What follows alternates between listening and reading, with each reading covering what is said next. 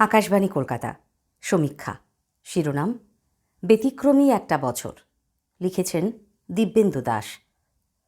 একটা ব্যতিক্রমী বছর হয়ে রইল 2020 এই পৃথিবীর মানুষের কাছে।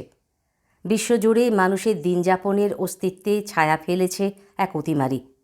কোভিড-19 নামে এক অদৃশ্য ভাইরাসের তাণ্ডব দৃশ্যমান হয়েছে এই গ্রহ জুড়ে। তার প্রাদুর্ভাবের এক বছর পরেও মানুষকে মুখ লুকোতে হচ্ছে মুখোশের আড়ালে, খুঁজতে হচ্ছে ভ্যাকসিনের সুবাদে জীবনের সুরক্ষা। অতিমারির অভিঘাতে বিপর্যস্ত অর্থনীতি দেশে দেশে। অতিমারিতে বিশ্ববাসী আবার পেয়েছে তাদের নতুন নায়কদেরও। এরা হলেন চিকিৎসক সহ সব স্বাস্থ্যকর্মী, সাফাই কর্মী, পুলিশ কর্মী এবং সৎকার কর্মী। পরার্থপরতার দৃষ্টান্ত রেখেছেন এরা। অধিকাংশ মানুষই একমত যে জনসংখ্যার বিশালত্ব এবং জনঘনত্বের নিরিখে ভারত কোভিড-19 মোকাবিলায় ভালোই লড়াই দিয়েছে। তবে পরিযায়ী শ্রমিকদের ঘরে ফেরাতে একটা পূর্ব পরিকল্পনার প্রয়োজন ছিল। আমেরিকা যুক্তরাষ্ট্রের রাষ্ট্রপতি নির্বাচনে ডোনাল্ড ট্রাম্প হেরে গেছেন, তবে হতমান হননি। ভোটের ফল দেখিয়ে দিয়েছে যে ট্রাম্প অনুসৃত দক্ষিণপন্থার রাজনীতি এবং রাষ্ট্রনীতির প্রভাব তথা গ্রহণযোগ্যতা এখনও যথেষ্ট মার্কিন যুক্তরাষ্ট্রে। দক্ষিণ কোরিয়ায় রাষ্ট্রপতি মুন জাই ইনের ডেমোক্র্যাটিক পার্টি এবং নিউজিল্যান্ডে প্রধানমন্ত্রী জেসিন্ডা আর্ডেনের লেবার পার্টি সাধারণ নির্বাচনে জয়ী হয়েছে। অতিমারি মোকাবিলায় এদের সরকারের সাফল্যের হাত ধরেই এসেছে এই জয়।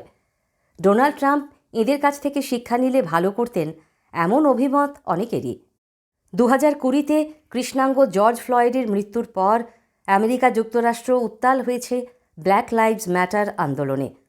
ফ্লয়েডের মর্মান্তিক মৃত্যু পুনরায় সামনে এনে দিয়েছে আমেরিকায় গভীর সামাজিক বিভাজনকে।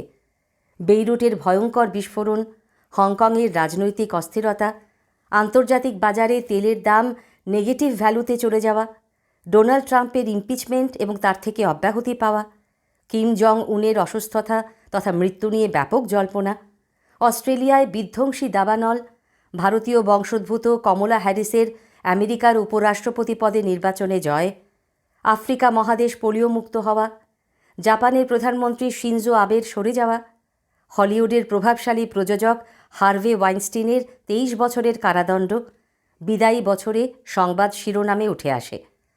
লাদাখের গালওয়ান উপত্যকায় ভারতের সঙ্গে চীনের সামরিক সংঘাত বহুদিন ধরে খবরের শিরোনামে থেকেছে।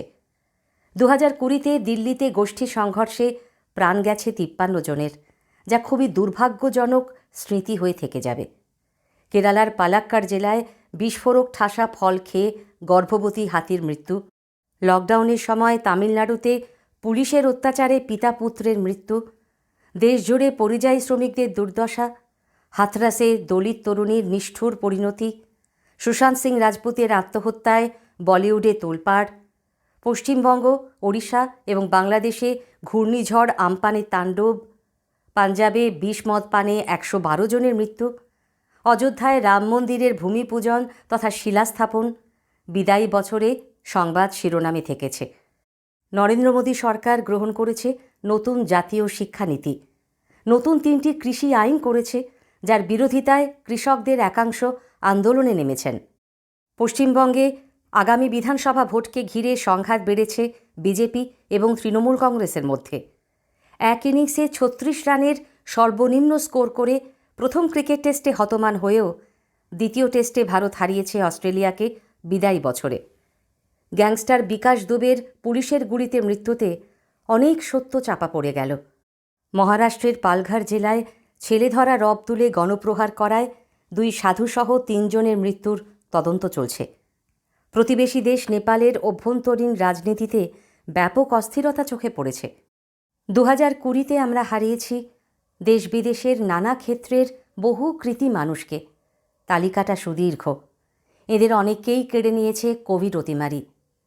ক্ষুদ্রাতি ক্ষুদ্র একটা ভাইরাস ধনী দরিদ্র সবাইকে এক জায়গায় নিয়ে এসেছে, বুঝিয়ে দিয়েছে ব্যক্তিকে বাঁচাতে গেলে সমষ্টিকে রক্ষা করাও জরুরি। সমীক্ষা শেষ হলো। এটি লিখেছেন দিব্যেন্দু দাস।